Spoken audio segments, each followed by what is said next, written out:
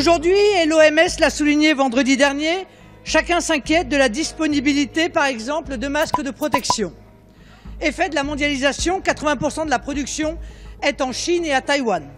En France, 2 entreprises en produisent, mais à un niveau très insuffisant et surtout, elles vendent à travers le monde, mais au plus offrant. Est-ce qu'il faut aller par exemple jusqu'à interdire les vols, les interactions avec l'Italie pour éviter que le virus ne vienne encore plus? Il aurait déjà fallu peut-être suspendre les vols en provenance de Chine depuis des semaines.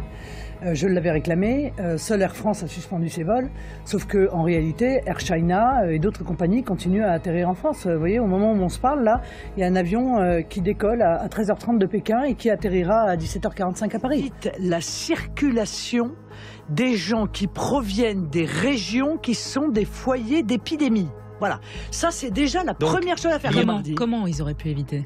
En évitant... Le virus, il s'arrête pas à la frontière. Non mais, pardon, les virus s'arrêtent pas à la frontière, mais les gens qui portent les virus, ils peuvent être arrêtés à la frontière. Enfin, je veux dire, faut juste faire preuve de bon sens. Mais quand ce soir, il y a un match à Lyon, Lyon-Juventus, il y a 3000 supporters italiens qui sont attendus ce soir à Lyon. Est-ce qu'il faut annuler le match? Est-ce qu'il faut interdire à ces 3000 supporters de venir en France? Qu'est-ce que vous feriez? Je crois qu'il n'est pas raisonnable, encore une fois, de les accueillir et que nous sommes encore confrontés là à une incohérence de la part du gouvernement. Je veux dire, soit on considère qu'il y a un foyer et qu'il faut éviter toute circulation de gens qui pourraient être porteurs du coronavirus, soit on ne le considère pas. Mais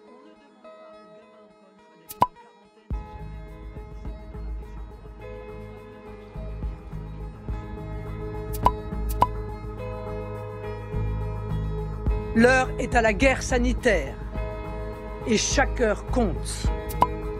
Nous sommes clairement engagés dans une course contre la montre dont la santé et la vie de nombre de nos compatriotes dépend. Je demande au président de la République de procéder à la fermeture de nos frontières avec les pays les plus touchés, Italie, Espagne, Iran, entre autres.